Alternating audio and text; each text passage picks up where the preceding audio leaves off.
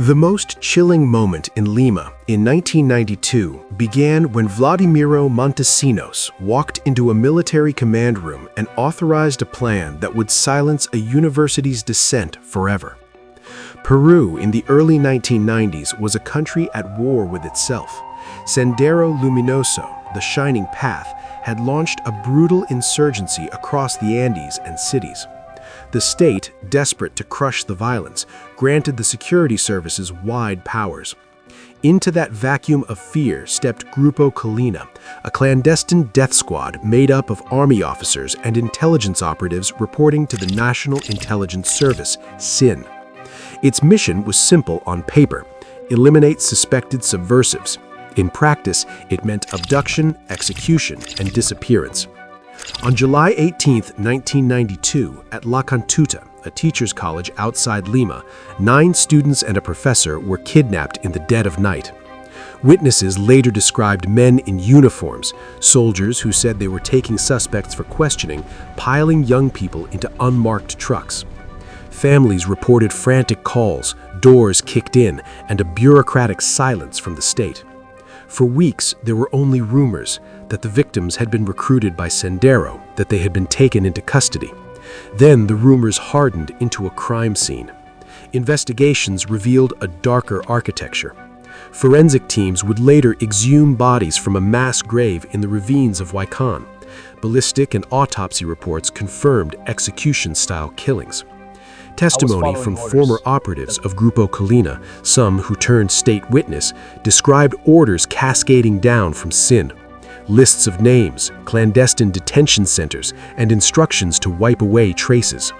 Records were falsified, paperwork disappeared, and official denials followed, a classic pattern of state-led repression. At the heart of the scandal was the conspiracy, a deliberate policy by elements of the military and Peru's intelligence apparatus to bypass due process and target civilians labeled terrorists. It wasn't rogue soldiers acting alone. Subsequent inquiries and trials made clear that Grupo Colina operated with the knowledge and at times the direction of high-ranking officials. The killings at La Cantuta were not an isolated atrocity, but part of a broader strategy that included the Barrios Altos massacre of 1991. Together, they exposed a systematic attempt to neutralize perceived threats by extrajudicial means. The legal and political fallout was slow and wrenching. Families of the disappeared, human rights lawyers, and investigative journalists refused to let the story die. Their pressure forced exhumations, forensic identifications, and courtroom proceedings that peeled away layers of deception. By the early 2000s, Peru's authoritarian moment, marked by Alberto Fujimori's consolidation of power and his alliance with Montesinos, collapsed amid corruption scandals. Montesinos fled, Fujimori resigned in 2000 and attempted to cling to immunity. But truth had teeth. Trials found members of Grupo Colina guilty of murder and forced disappearance. In 2009, a Peruvian court convicted Alberto Fujimori for human rights violations tied to La Cantuta and Barrios Altos, a landmark ruling that said heads of state can be held criminally responsible for the crimes of those under their command.